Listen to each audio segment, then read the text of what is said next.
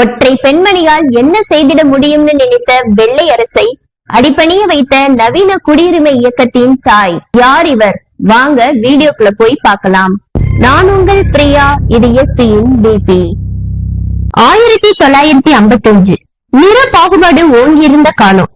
அலாபாமா நகர பேருந்துல தன்னுடைய அலுவலக வேலையை முடித்துவிட்டு களைப்புடன் வந்த ஒரு பெண் அவருக்கான இருக்கையில அமர்றாங்க. அப்போ ஒரு வெள்ளை நிற பயணிக்கு இடம் இல்லாததால அந்த பெண்ணை ஓட்டுநர் அவருடைய இருக்கையை விட்டு தர சொல்றாரு. ஆனா அந்த பெண் தர மறுத்துடுறாங்க.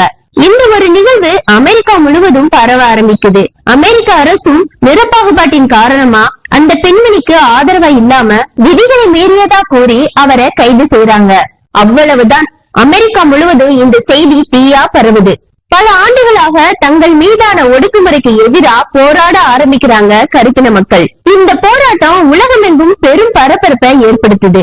மேலும் அமெரிக்காவின் மிக பெரும் தலைவர் மார்ட்டின் லூதர் கிங்கும் சேர்ந்து இந்த போராட்டத்திற்கு வலிமையை கூட்டினாரு. நகர்ப்புறங்கள் எங்கிலும் ஏராளமான பேச்சு, துண்டறிக்கைகள் என போராட்டம் சூடு பறக்க கருப்பின மக்கள் பேருந்துகளை புறக்கணிக்கிறாங்க.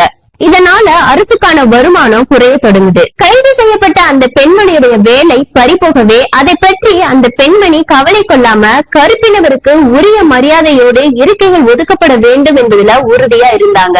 இந்த போராட்டத்தின் விளைவா 1956 நவம்பர் 13 தீர்ப்பு வருது. அவர் கைது செய்யப்பட்டது தவறு என்று. அதே ஆண்டு டிசம்பர் 20 நிற பாகுபாடு சட்டத்தை ரத்து செய்தது வெள்ளை அரசு.